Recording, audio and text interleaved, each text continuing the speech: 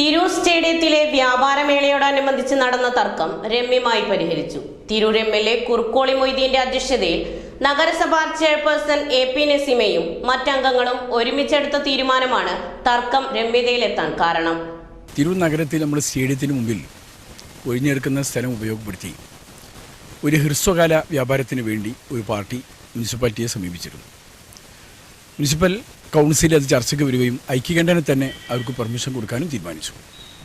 അതിന് നടപടികളുമായി മുന്നോട്ട് പോകുമ്പോഴാണ് നമ്മുടെ നാട്ടിലെ ഇവിടുത്തെ പ്രമാണികന്മാരായിട്ടുള്ള നമ്മുടെ വ്യാപാരികൾ അതിലുണ്ടാകുന്ന ചില വിഷയങ്ങൾ അവർ ബോധ്യപ്പെടുത്തുകയുണ്ടായി. അതിനെ പരസ്പരം ചർച്ച ചെയ്ത് ചെറിയ ചെറിയ തർക്കങ്ങളൊക്കെ ഉണ്ടായിരുന്നു. അത് അവസാനിപ്പിച്ചു. എങ്ങനെയായിരുന്നാലും ഹ്രസ്വകാല വ്യാപാരത്തിന് വേണ്ടി വന്ന പാർട്ടി അതിനുവേണ്ട സംവിധാനങ്ങളൊക്കെ ഒരുക്കി കഴിഞ്ഞൊരു സാഹചര്യത്തിൽ അത് വളരെ ഹ്രസ്വമാക്കി നടത്തി അവസാനിപ്പിക്കാനുള്ള തീരുമാനമാണ് എടുത്തിട്ടുള്ളത്.